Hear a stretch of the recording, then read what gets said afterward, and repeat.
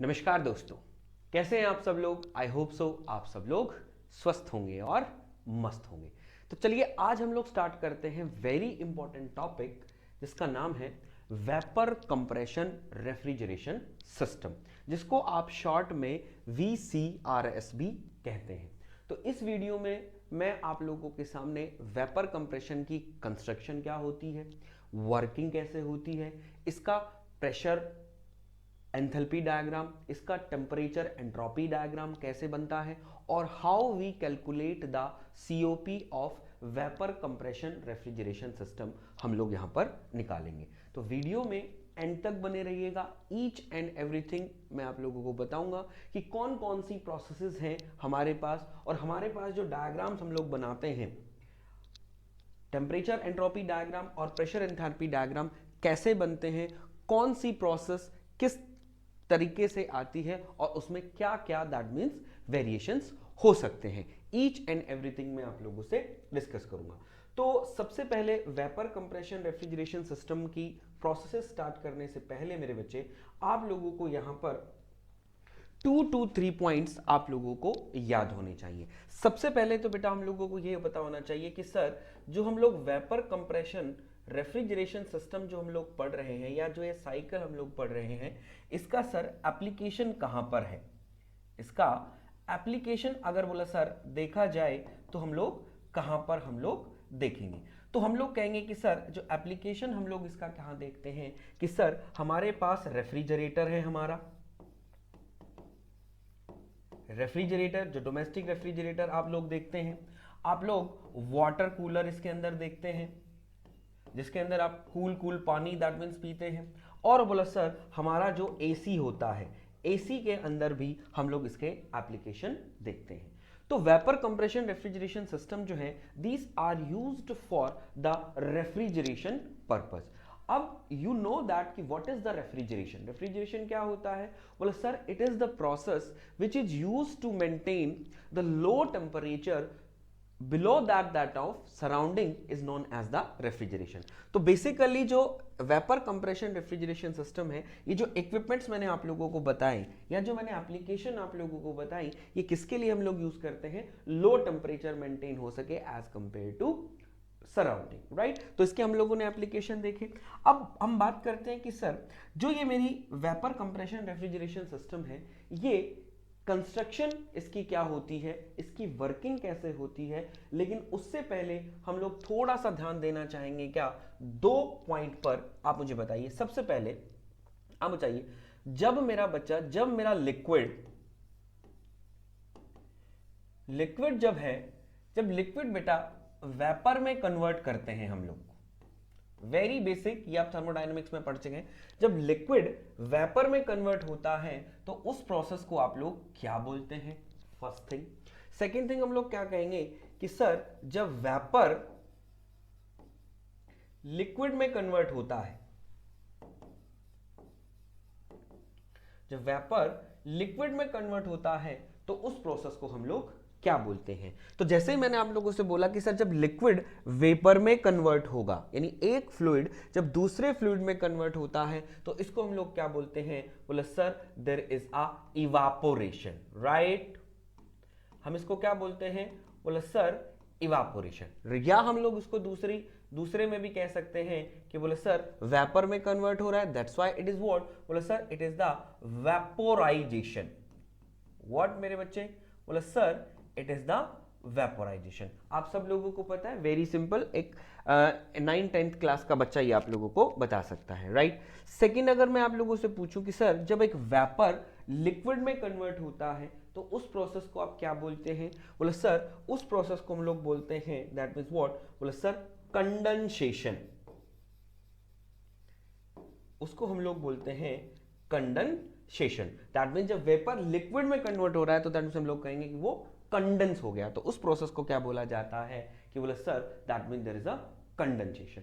Got it मेरे बच्चे, right. अब सुनिएगा, सपोज दैट आप इवापोरेशन करते हैं या वेपोराइजेशन करते हैं, तो आपने क्या किया, सिंपली आपने एक लिक्विड लिया, लिक्विड को बोला सर हम लोगों ने हीट देना स्टार्ट करती है। जब लिक्विड को हम हीट देना स्टार्ट करते हैं तो it is converted into vapour. तो मैं कहना चाहूंगा जब लिक्विड वेपर में कन्वर्ट होगा, या हम लोग कह सकते हैं कि जब इवापोरेशन होता है, जब इवापोरेशन होता है दैट टाइम बेटा जो आपका लिक्विड है वो क्या करता है, हीट एब्जॉर्ब करता है, हीट एब्जॉर्ब करता है या हीट रिजेक्ट करता है, हीट एब्जॉर्ब करता है या हीट एब्जॉर्ब करता है। तो बोला सर ऑब्वियसली बात है, लिक्विड को अगर हम इवेपोरेशन करेंगे तो वो हीट को क्या करेगा, हीट एब्जॉर्ब करेगा। तो that means there is a liquid, जब हीट एब्जॉर्ब करेगा तभी तो वेपोराइजेशन होगा। बोले सर हाँ, तो हम लोग कहेंगे यहां पर जब इवेपोरेशन होता है तो हीट एब्जॉर्ब होती है, और जब वेपर लिक्विड में कन्वर्ट होता है दैट टाइम मेरा बच्चा क्या करता है,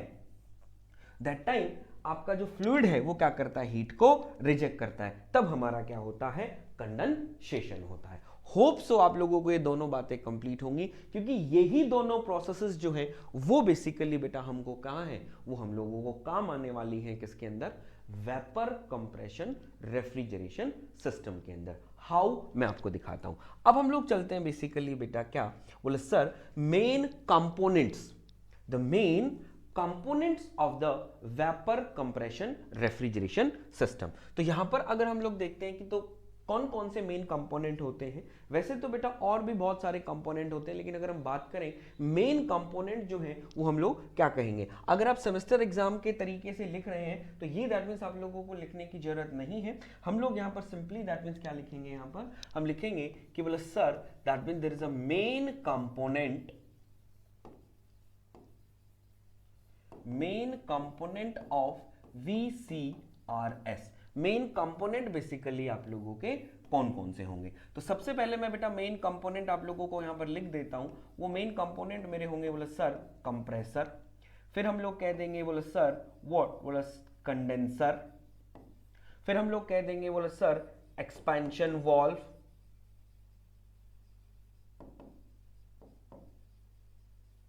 और फिर हम लोग कह देंगे व्हाट, बोले सर इवापोरेटर,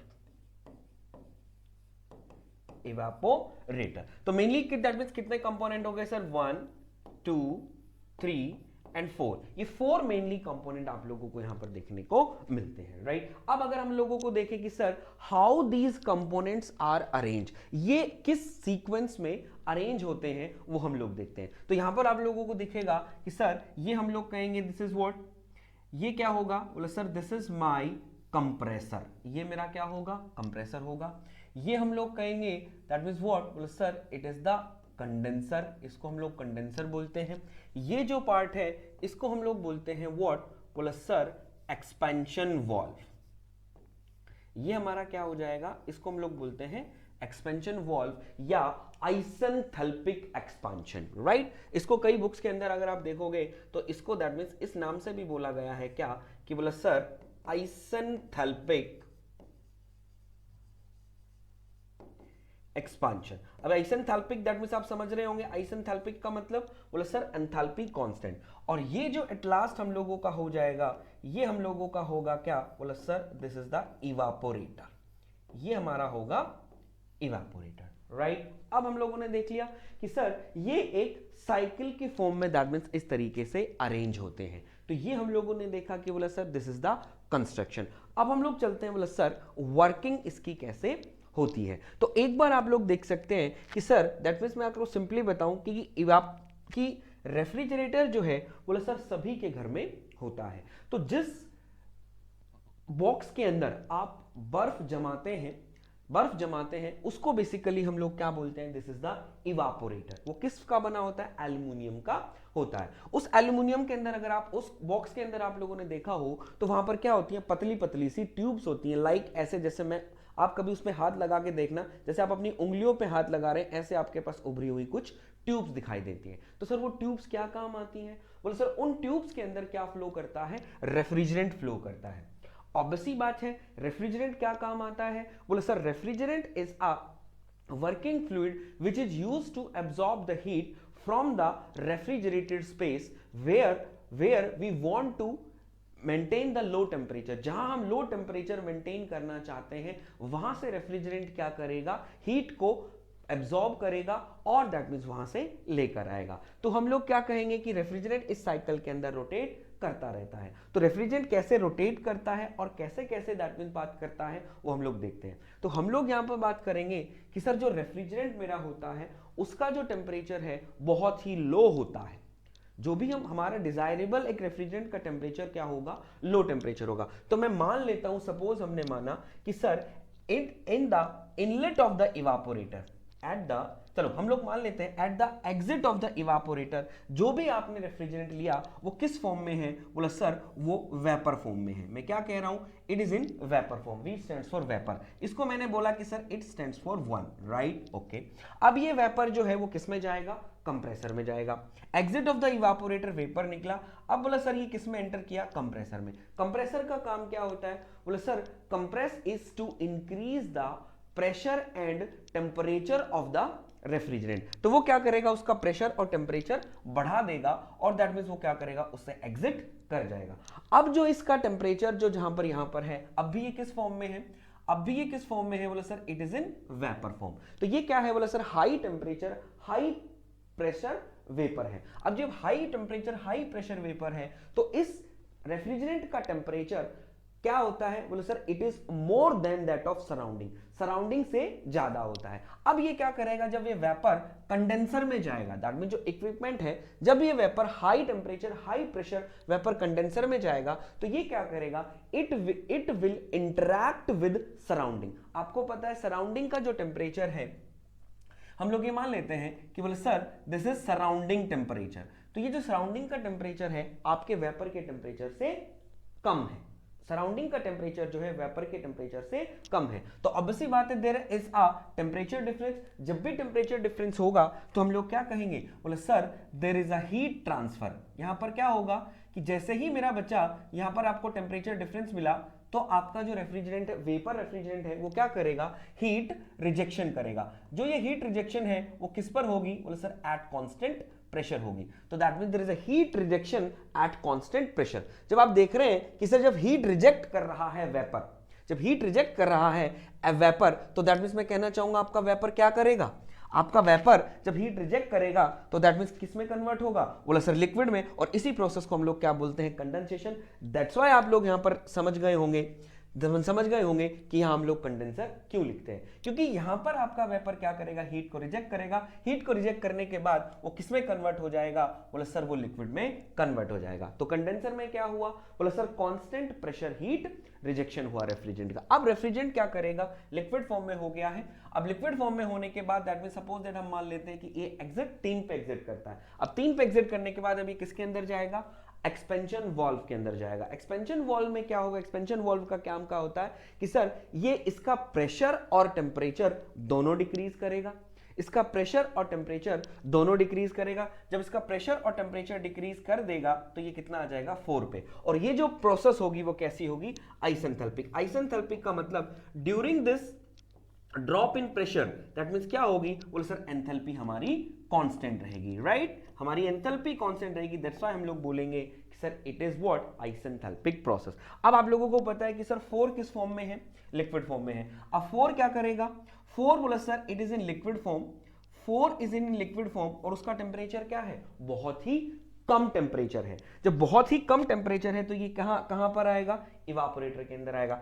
इवापोरेटर के अंदर ट्यूब है, ट्यूब के अंदर आपने क्या है, एक ट्रे रखी है जिसके अंदर आपने वाटर भर के रखा है। अब उस वाटर का टेम्परेचर इस रेफ्रिजरेंट के टेम्परेचर से क्या है, ज्यादा है, या हम लोग कह देंगे रेफ्रिजरेंट का टेम्परेचर कम है as compare to water temperature. तो यहां भी आपको टेम्परेचर डिफरेंस दिखा। तो यहां पर रेफ्रिजरेंट क्या करेगा, यहां पर रेफ्रिजरेंट क्या करेगा, उस वाटर से हीट को एब्जॉर्ब करेगा, उस वाटर से हीट को एब्जॉर्ब करेगा। जब वाटर से ये जो अब यहां पर क्या होगा, यहां पर क्या होगा, बोले सर यहां पर हीट एब्जॉर्ब होगी। और ये जो हीट एब्जॉर्प्शन होगा वो भी किसके अंदर कैसे होगा, sir it at constant pressure. तो यहां पर आपने देखा कि रेफ्रिजरेंट ने हीट को क्या किया, एब्जॉर्ब किया। अब ये क्या है, लिक्विड फॉर्म में है। अभी आपने देखा कि जब लिक्विड हीट एब्जॉर्ब करता है तो वो किसके अंदर कन्वर्ट होता है, वेपर के अंदर कन्वर्ट होता है। इस प्रोसेस को हम लोग क्या बोलते हैं, इवापोरेशन या वेपोराइजेशन। दैट्स व्हाई इस डिवाइस का नाम क्या हुआ, इवापोरेटर। होप सो आपको एक क्रिस्टल क्लियर दैट चीजें समझ में आ रही होंगी कि क्यों हमने इसको कंडेंसर कहा, क्यों हमने इसको इवापोरेटर कहा। तो liquid bye by absorbing heat from the water it converted into vapor. अब वेपर आ गया, फिर अगेन क्या होगी, ये साइकिल बार बार बेटा रिपीट होती रहेगी, वाटर से बार बार रेफ्रिजरेंट हीट को एब्जॉर्ब करता रहेगा, वहां पर लो टेम्परेचर मेंटेन होगा और एट लास्ट आपका क्या होगा कि बोले सर हमारी वहां पर आइस बन जाएगी. तो this is the working of the vapour compression refrigeration system. Hope so आप लोगों को यहां पर कोई प्रॉब्लम नहीं हुई होगी, ये मैंने बता दिया. क्लियर है? अब आराम से दैट मींस दो तीन बातें जैसे मैंने बताई, बुक्स की भी हेल्प ले सकते हैं आप, वहां पे लिख सकते हैं, बाकी होती है समझने में आपको कोई प्रॉब्लम यहां पर नहीं आई होगी. अब हम लोग चलते हैं बेसिकली बेटा इसके अंदर जो प्रोसेसेस थी वो कौन कौन सी थी. तो मैंने आप लोगों को बताया इसके अंदर 4 प्रोसेसेस होती है. वर्किंग के बाद हम लोग देखते हैं प्रोसेसेस. तो प्रोसेसेस हमारे पास कौन कौन सी होंगी? 4 प्रोसेस. पहली प्रोसेस होगी बोला सर रिवर्सिबल एडियाबैटिक या आइसेंट्रोपिक कंप्रेशन. कंप्रेशन किसके अंदर हुआ?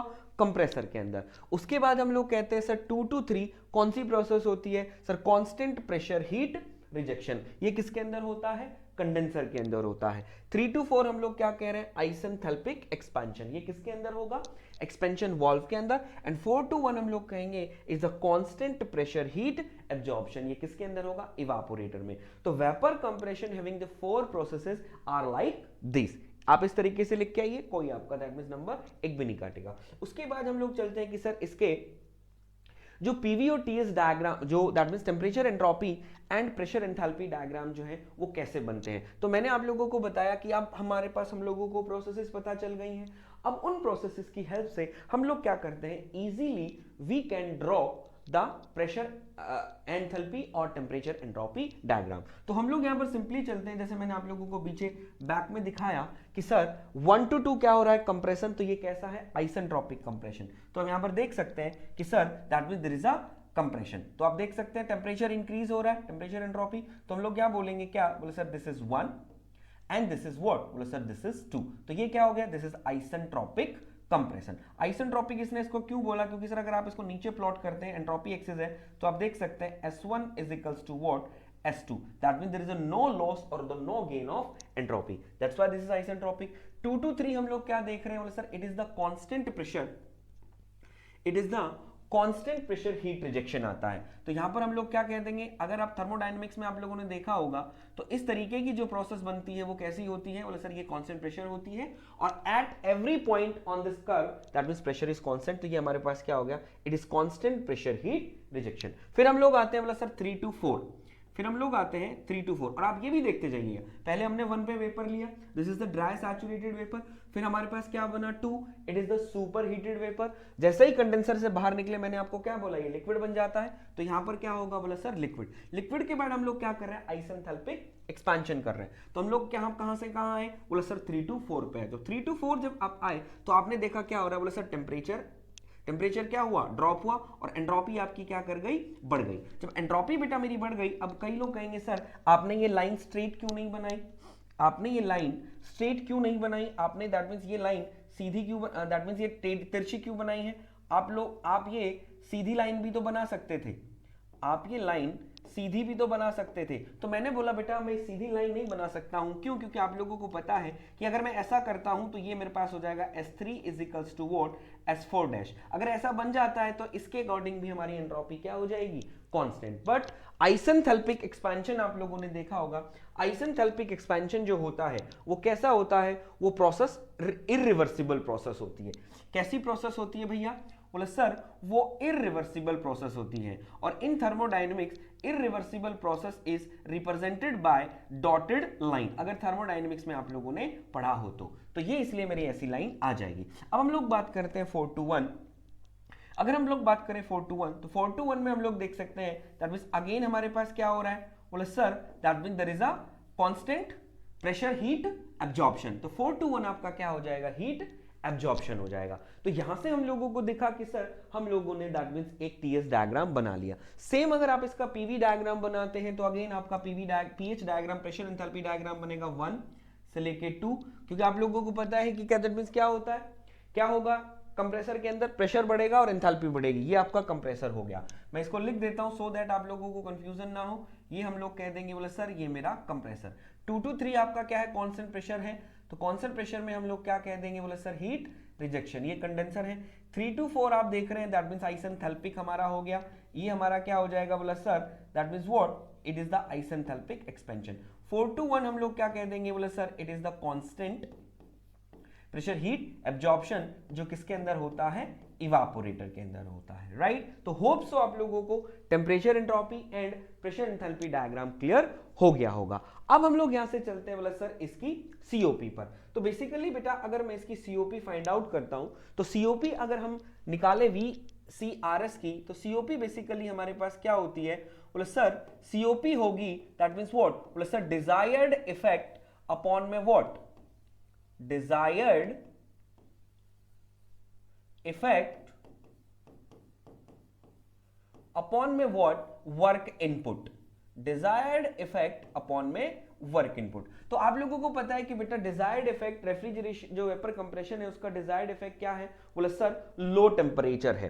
क्या है बोला गुरुदेव, उसका डिजायर्ड इफेक्ट लो टेम्परेचर है। तो लो टेम्परेचर आपको कहां पर मिलेगा, लो टेम्परेचर आपको कहां मिलेगा बोला सर, इवापोरेटर में मिलेगा। जब इवापोरेटर में मिलेगा तो हम लोग लिख सकते हैं क्या कि बोला सर, जो भी है हीट जो एब्जॉर्ब हुई इवापोरेटर के अंदर वो, और इनपुट हम लोग कहां दे रहे हैं, ओनली बोला सर इस साइकिल के अंदर जो इनपुट है वो कौन सी है, सिर्फ कंप्रेसर की इनपुट है। तो हम लोग देख सकते हैं कि सर दैट मीन्स मेरे पास जो वेपर कंप्रेशन रेफ्रिजरेशन जो सिस्टम है उसका दैट मीन्स जो सीओपी है वो क्या आ गई, QA, heat absorb in evaporate to the work of compressor. अब अगर मैं बेटा यहां पर हीट एब्जॉर्ब निकालूं और वर्क ऑफ कंप्रेसर निकालूं, तो हम लोगों को पता है कि सर हमारा जो इवापोरेटर है, हमारा जो कंडेंसर है, हमारा जो कंप्रेसर है और हमारा जो एक्सपेंशन वॉल्व है, सारे ही दैट मीन्स क्या है, ओपन सिस्टम के एग्जाम्पल हैं। जब ये ओपन सिस्टम के एग्जाम्पल हैं, जब ओपन सिस्टम जब भी हमारे पास आ जाता है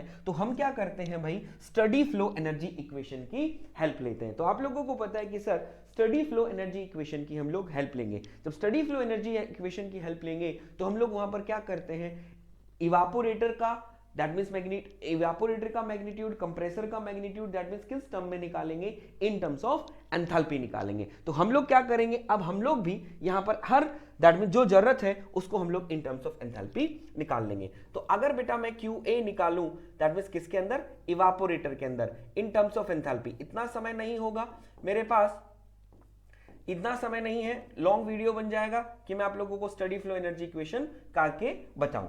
अगर आप कहते हैं तो दैट मीन्स हो सकता है कि मैं आप लोगों को यहां पर बता दूं। तो हम लोग क्या कहेंगे, यहां से मेरे पास यहां क्या आ जाएगा बोला सर, ये मेरे पास आ जाएगा व्हाट, आप देख सकते हैं कि हम लोग कहेंगे क्या, that means there is what, H1 minus में H4। तो ये आ जाएगा आपका H1 माइनस में H4, ये आ जाएगा हीट इन इवापोरेटर।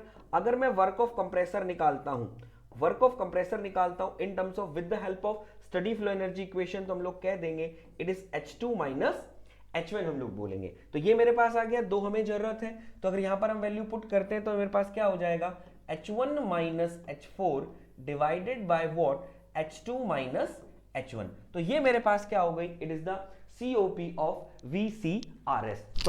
तो आप देख सकते हैं, राइट। तो ये आपके COP। लेकिन आप लोगों ने देखा कि बोला सर 3 to 4 जो प्रोसेस है उसके अंदर मेरा H3 इक्वल्स टू H4 है। क्यों, क्योंकि वो आइसेंथैल्पिक प्रोसेस है। दैट्स व्हाई बेटा मैं इसको ये भी लिख सकता हूं, मैं ये भी लिख सकता हूं सर कैसे, H1 minus H3 divided by what, H2 minus H1।